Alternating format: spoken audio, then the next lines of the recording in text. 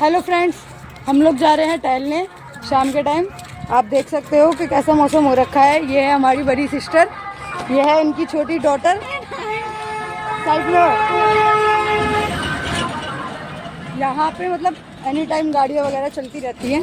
देखिए ये अभी खेतों में धान लगे गए हैं, तो यहाँ पे एनी हर वक्त टूगल चलती रहती है। आगे हम आपको टूगल दिखाएंगे। ये है हमारी मोनी जो हमारे साथ घूमने जा रहे हैं, बच्चे छोटे छोटे। ये हैं बड़ी दीदी, ये उनकी छोटी दीदी। में इतना मजा आता है दोस्तों, इतना मजा आता है, क्या बताएं। मोनी आप बताइए जरा कुछ गांव के बारे में, 2-3 लाइनें बोलिए जो आपको अच्छी लगती है। देखो ये गाड़ी आने वाली है। ओहो पाउडर उड़ गया, बहुत ज्यादा डस्ट उड़ रही है इधर, बहुत बास आ रही है।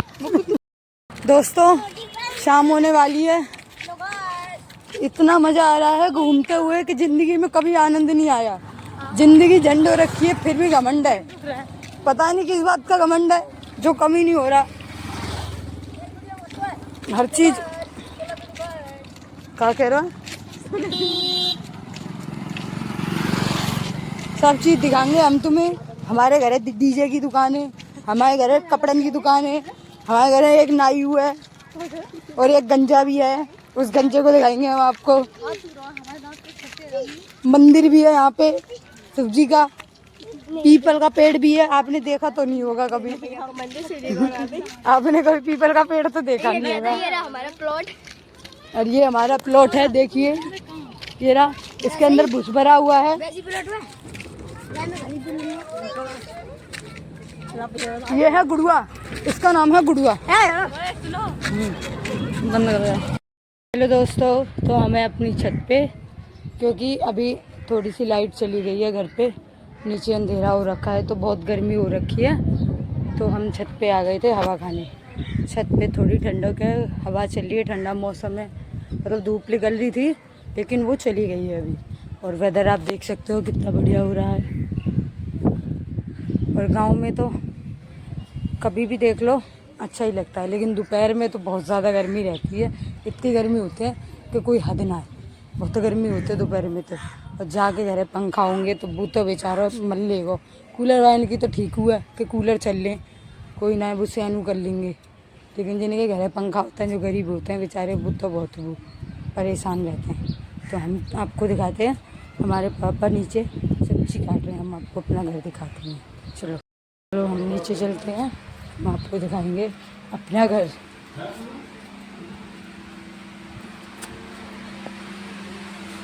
हम नीचे आ चुके हैं, लाइट आ गई है, लेकिन हमारे घर वालों ने बिजली बचाने के लिए घर में कर रखा है अंधेरा, लाइटें नहीं जला रखी है।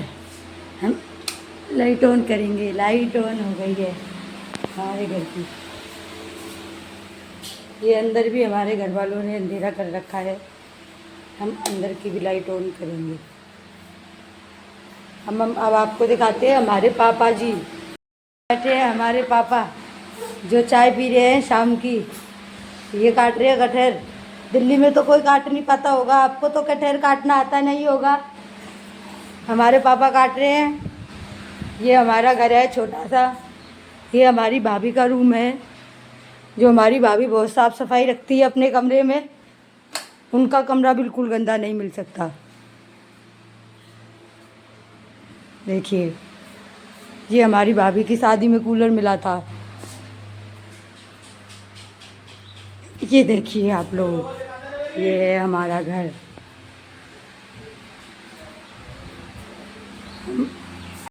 यूट्यूब पे फेमस हो गया तो फिर मैं लेके आऊँगा एक गाड़ी अपने पैसों से।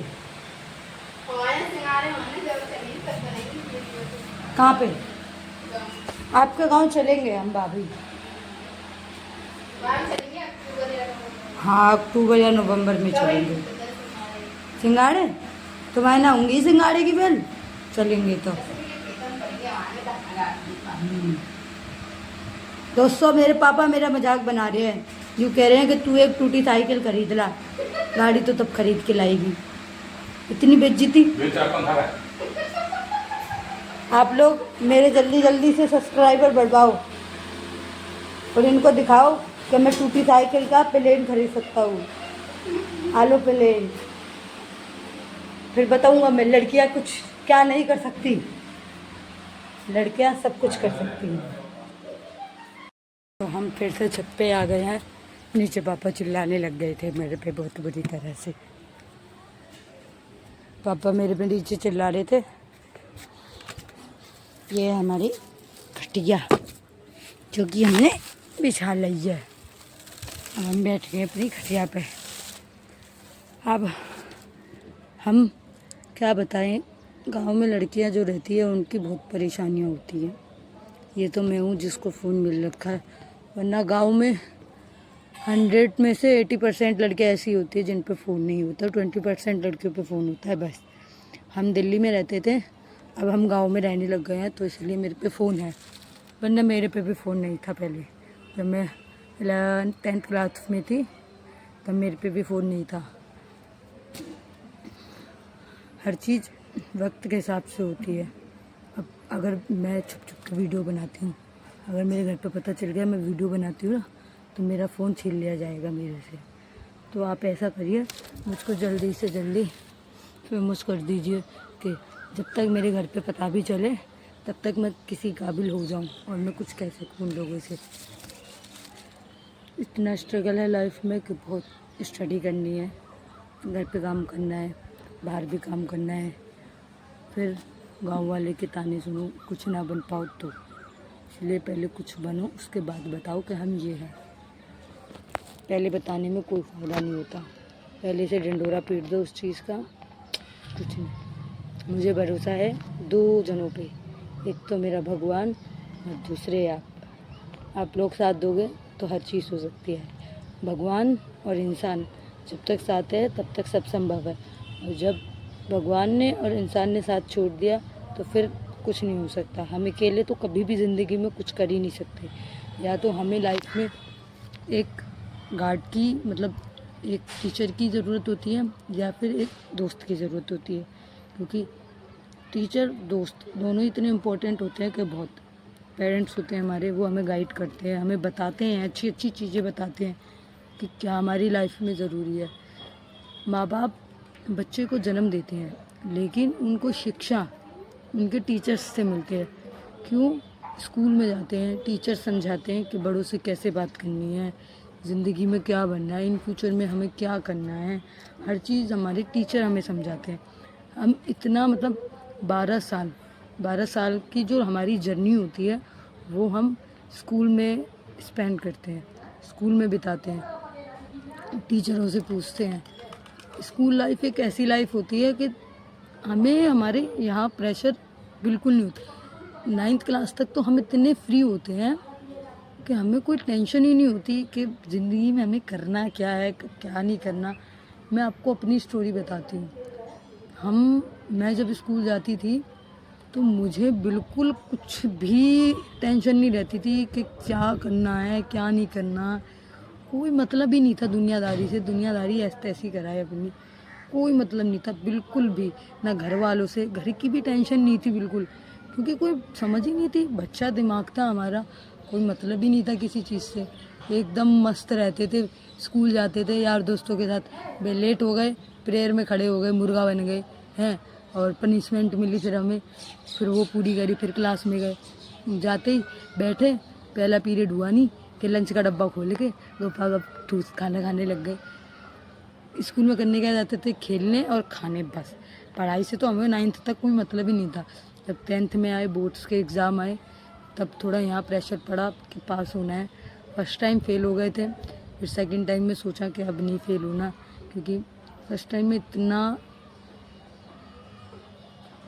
टेंशन हुई थी जब फेल हुए थे कि तब पता था कि अगर इंसान ज़िंदगी में असफलता पा लेता है तो उसको किस किस चीज़ का सामना करना पड़ता है।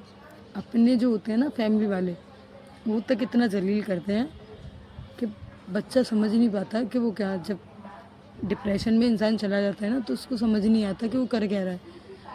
ऐसी सिचुएशन आ जाती है ना, तभी इंसान कोई गलत कदम उठाने पे मजबूर होता है। लेकिन बट नहीं, मुझे समझाने वाले बहुत थे। मेरी बड़ी सिस्टर थी, मेरे फ्रेंड्स थे, जिन्होंने मुझे समझाया कि ज़िंदगी में ऐसे उतार चढ़ाव तो आते रहते हैं, फेल होना पास होना तो ज़िंदगी का दस्तूर है। अगर दिन है तो रात अवश्य होगी, रात है तो दिन अवश्य होगा। ऐसा नहीं है कि एक समय पे जाके सुई अटक जाएगी। अगर हम फेल हो गए हो तो हम मेहनत करेंगे तो हम पास ज़रूर होंगे। ऐसा नहीं है कि हम पास नहीं होंगे। तो हमें ज़िंदगी से बस यही सीखना है कि जो है उससे खुशी खुशी रहो और आगे जो आएगा बेटेंशन रहो। हर चीज़ का सल्यूशन जो है वो भगवान ने भेजा है हमारे साथ। हमारी मुसीबतें भेजी है ना भगवान ने, तो उसके लिए उन्होंने सल्यूशन भी कोई ना कोई दिया होगा। टेंशन दी है तो उसका रीज़न भी कुछ ना होगा, कुछ ना कुछ होगा।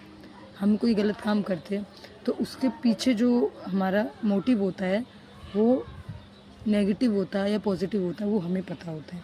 लेकिन अगर दुनिया को वो गलत लग जाता है और उसकी फिर सज़ा मिलती है तो वो सिर्फ हमें पता होता है तो वो चीज़ हमने किस वेव में की थी, अच्छे वेव में की थी या बुरे वेव में की थी।